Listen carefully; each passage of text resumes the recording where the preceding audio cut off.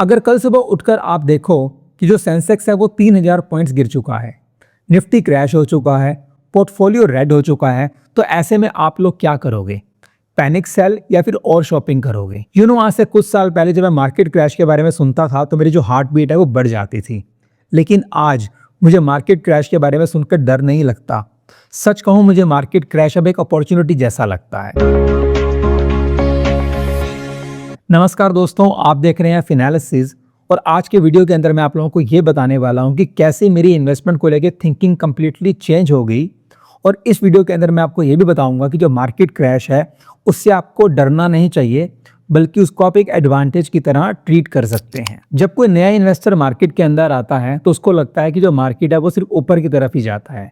Instagram पे उसको profit दिखेंगे, यूट्यूब पे उसको सक्सेस स्टोरीज दिखेंगी, फ्रेंड्स बोलेंगे यार मार्केट के अंदर पैसा बनाना तो बहुत ही ईजी है। लेकिन एक दिन फिर क्रैश आता है और पोर्टफोलियो रेड हो जाता है, कभी -10%, -20% और कभी कभार तो -40% तक भी चला जाता है। फिर उनके दिमाग के अंदर ये थॉट आती है कि यार गलती कर दी मार्केट के अंदर पैसा लगाकर, और उस वक्त के ऊपर वो अपने इन्वेस्टमेंट करना छोड़ देते हैं। लेकिन एक्चुअली सच क्या है? जो मार्केट क्रैश है वो इन्वेस्टिंग का एक नॉर्मल हिस्सा ही है। मार्केट स्ट्रेट लाइन के अंदर कभी भी ग्रो नहीं करता। इनफैक्ट जो मार्केट का पैटर्न है वो कुछ ऐसा होता है, up down, up crash, recovery and the new high. Interesting बात क्या है, हर क्रैश के बाद जो स्टॉक मार्केट है उसने अपने न्यू हाई बनाए हैं। आप हिस्टोरिकल डाटा उठा के देख सकते हैं। 2008 का चाहे वो ग्लोबल फाइनेंशियल क्राइसिस हो या 2020 का कोविड क्रैश क्यों ना हो, लोगों को लगता था मार्केट खत्म हो चुका है, लेकिन रियलिटी में क्या हुआ? जो हमारी स्टॉक मार्केट है वो मल्टीपल टाइम्स ज़्यादा ग्रो कर चुकी है। जो एक्सपीरियंस इन्वेस्टर्स होते हैं ना, वो क्रैश को डिजास्टर नहीं समझते, बल्कि वो उसको डिस्काउंट सेल की तरह ट्रीट करते हैं, क्योंकि उनको 3 चीज़ों के बारे में पता होता है। पहली, मार्केट साइकिल हमेशा एग्जिस्ट करती है, मींस हर बुल मार्केट के बाद एक मंदी आती है, मतलब करेक्शन आती है, और हर करेक्शन के बाद रिकवरी आती है। ये एक नेचुरल साइकिल है। हमेशा बेयर मार्केट के अंदर इन्वेस्टमेंट करना सही रहता है। हिस्ट्री प्रूव करता है कि जिन भी लोगों ने बेयर मतलब मंदी के अंदर अपना इन्वेस्टमेंट किया है, बुल मार्केट मतलब तेजी के अंदर वही लोग वेल्दी बने हैं। और तीसरी चीज, मार्केट को टाइम करना ऑलमोस्ट इम्पॉसिबल होता है।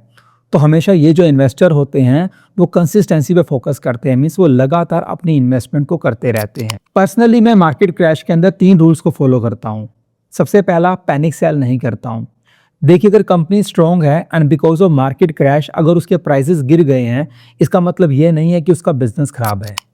दूसरी चीज़, मैं अपनी म्यूचुअल फंड्स की सिप को कभी भी बंद नहीं करता हूँ, क्योंकि अगर मार्केट क्रैश होता है तो जो सेम अमाउंट ऑफ सिप मैं मंथली बेसिस पे दे रहा हूँ, अब उसमें मुझे ज़्यादा यूनिट्स खरीदने को मिल जाएंगे। और तीसरी चीज़, मैं क्वालिटी स्टॉक्स पे फोकस करता हूँ।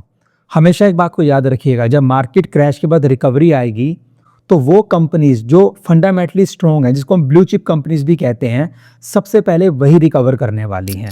अगर आप एक लॉन्ग टर्म इन्वेस्टर हैं तो हमेशा एक बात को याद रखिएगा, मार्केट क्रैश एनिमी नहीं है, बल्कि फ्यूचर वेल्थ बनाने के लिए एक स्ट्रॉन्ग फाउंडेशन है। तो जब भी मार्केट के अंदर क्रैश आता है तो मैं पैनिक नहीं करता, बस यही सोचना शुरू कर देता हूँ कि सेल चल रही है। वैसे मुझे कमेंट सेक्शन में जरूर बताना कि अगर कल मार्केट 20% क्रैश हो जाती है तो आप लोग क्या करेंगे? पैनिक सेल करेंगे, होल्ड करेंगे या फिर और बाय करेंगे? ऐसे ही अगर आपको प्रैक्टिकल इन्वेस्टिंग इनसाइट चाहिए तो आप मेरे चैनल को सब्सक्राइब जरूर कर लीजिएगा, क्योंकि यहाँ पर हम लोग बात करते हैं रियल इन्वेस्टिंग की, नॉट हाइप इन्वेस्टिंग की।